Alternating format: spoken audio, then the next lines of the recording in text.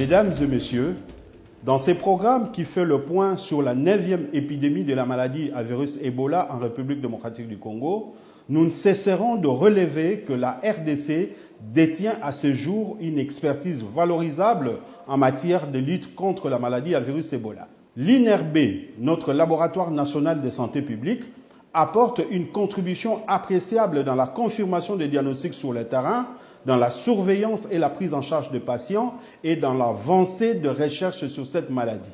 Le professeur Jean-Jacques Mouyembe Tanfoum, directeur de l'INRB, est l'un des chercheurs qui a découvert le virus Ebola en 1976 à Yamboukou, dans la province de l'Équateur. Dans cet entretien, il nous parle de recherches en cours et de perspectives contre la maladie à virus Ebola. Cette épidémie était une maladie, épidémie Ebola était une maladie négligée. Depuis l'épidémie de 2014 en Afrique de l'Ouest, le monde occidental a vu la menace, n'est-ce pas, de cette maladie.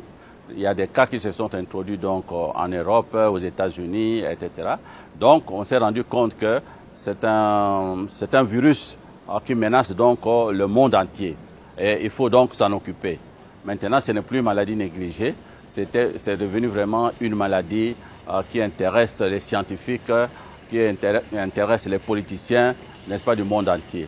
Alors, les perspectives que nous avons maintenant, c'est que cette maladie n'avait ni vaccin, ni médicaments. Donc, on a pris le sang de convalescents d'Ebola, et puis qu'on a transfusé chez le malade atteint donc d'Ebola. Et nous avons donc sauvé comme ça, sur 8 malades ainsi traités, 7 ont survécu. Donc 7 ont été guéris. Donc en fait c'est la base maintenant, parce que nous avions dit que les anticorps là, contre Ebola, étaient des anticorps protecteurs. Beaucoup de gens avaient contesté ça. Maintenant nous revenons à cela. C'est ainsi que le vaccin qu'on utilise, c'est pour produire des anticorps.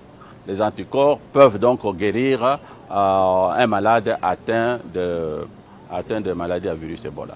Bon, notre contribution est quand même assez importante.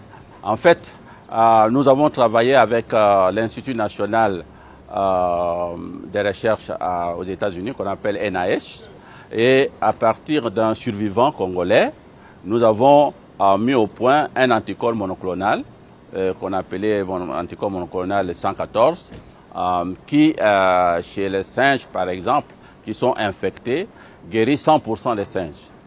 Donc c'est un produit très puissant et nous sommes maintenant au stade de phase clinique, n'est-ce pas, d'essai. On a déjà essayé ça sur les humains aux États-Unis et très prochainement nous allons faire des essais cliniques ici en RDC. Je pense, en tout cas la prochaine épidémie, si ça survient ici en RDC, nous allons dès maintenant nous préparer, de sorte qu'on ne peut plus perdre du temps. Lorsqu'il y a des malades, nous mettons en pratique notre monoclonal 114. Disons que vraiment nous avons des connaissances sur ces virus, mais c'est une équipe. Ce n'est pas le professeur Mouyembe qui est le père, mais c'est l'équipe de la RDC qui a maintenant une expertise et une grande expérience sur le virus Ebola.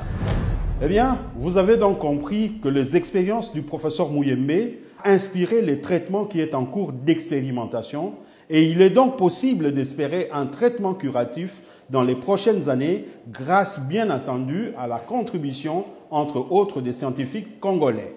Et comme c'est devenu la coutume, voici les 5 règles d'or qui nous permettent de réduire la propagation de la maladie à virus Ebola. Première règle d'or, il faut rester calme. Toujours calme, ne pas céder aux rumeurs, ne pas paniquer. Deuxième règle d'or, c'est l'hygiène, lavage de mains systématique avec du savon et de l'eau. Et si vous n'avez pas du savon, utilisez même la cendre.